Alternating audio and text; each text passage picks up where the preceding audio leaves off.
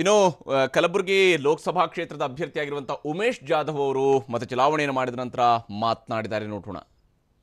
ನಾನು ಭಾಳ ಸಂತೋಷದಿಂದ ಇವತ್ತು ಮಂಗಳವಾರ ಅಂದ್ರೆ ನಮ್ಮ ಅಂಬಾಭವಾನಿ ನಮ್ಮ ಮನೆ ದೇವ್ರ ದಿವಸ ಬೆಳಿಗ್ಗೆ ಶರಣಬಸವೇಶ್ವರ ಗುಡಿಗೆ ಹೋಗಿ ದೇವಸ್ಥಾನಕ್ಕೆ ಆಶೀರ್ವಾದ ತೊಗೊಂಡು ಬಂದೆ. ರೇವಣ ಸಿದ್ದೇಶ್ವರ ದೇವರ ಆಶೀರ್ವಾದ ತೊಗೊಂಡು ಬಂದೆ.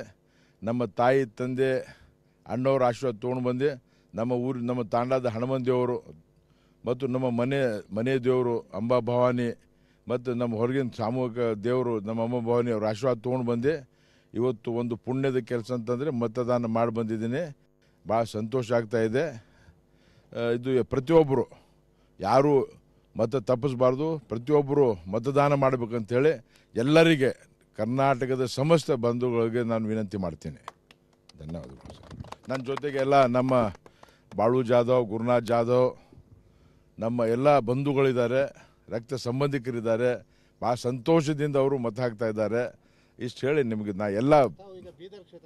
ನಾನು ನನ್ನ ಬಾರ್ಡರ್ ಬೀದರ್ ಕ್ಷೇತ್ರ. ಅದು ಬೀದರ್ ಅಂದರೆ ನಮ್ಮ ಬಾರ್ಡರ್. ಆದರೆ ನಮ್ಮ ಬಾರ್ಡರ್, ನಮ್ಮ ಊರು, ನಮ್ಮ ಹುಟ್ಟಿದ ಊರಲ್ಲಿ ನಾವು ಭಾಳ ಸಂತೋಷದಿಂದ ಓಟ್ ಹಾಕಿದ್ದೀವಿ.